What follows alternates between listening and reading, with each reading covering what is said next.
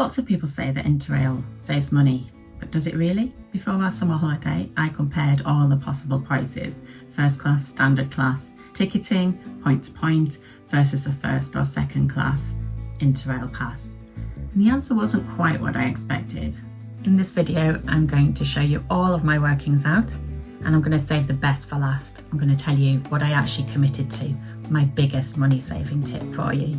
Our summer holiday route takes us from York through London, across to Lille, and then down to Strasbourg and across to Lake Titisee in the Black Forest in Germany. We'll come home via Paris. When you're pricing up point-to-point tickets a long way in advance, you can't choose the date of travel for your journey. You have to choose another alternative. The next important thing to realise is that when you price up a comparison with an Interrail Pass and the point-to-point tickets, is that that's not the end of the story. An Interrail Pass is your ticket, but it is not your reservation to travel. And for that, on some routes, you need to pay an additional charge through the operator. So it's really important that depending on where you're travelling to, that you factor this into your costings. So what we can do here is take the straightforward first class Interrail Pass, standard class Interrail Pass as the base price, but then I'm going to need to go back into those point-to-point journeys and add in the likely reservation fee for each of those stages. And so the comparison here is between 2 adult Interrail passes versus 3 tickets with reservations included. The reason this is an important year for us to do an Interrail journey is that my daughter is 11. Interrail Pass is free for children under the age of 12.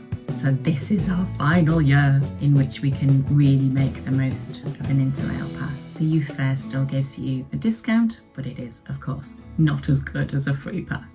Although we have an Interrail Pass for free for my daughter, the reservation fees still need paying, so these need to be factored in. So as we can see here, it looks like a fairly straightforward win for Interrail. Because my daughter is 11, the costings come out as much cheaper with the Interrail Pass. But let's imagine, if you will, that we're talking about next year, when my daughter is 12 and the Interrail Pass is no longer free for her. What does that do to the calculations? Let's take a look. So it now looks like there's very little in it. If our itinerary was entirely fixed and I really didn't want any movement and we wanted the cheapest possible way to do it, then maybe point-to-point tickets win.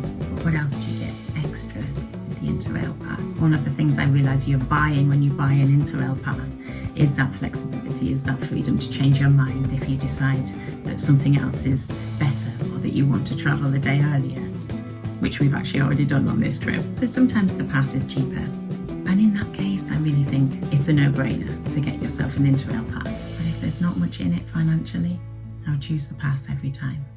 If you value flexibility, or if you plan a few spontaneous detours, the pass will pay for itself. But these are the things that you'll need to weigh up in your own decision making, of course. Now, I said I was going to save the best for last. None of these prices I've quoted at you so far have been the ones that we've committed to. And that's because Interrail do a sale every so often. And one of the best times to buy an Interrail Pass is probably therefore in November during the Black Friday sale.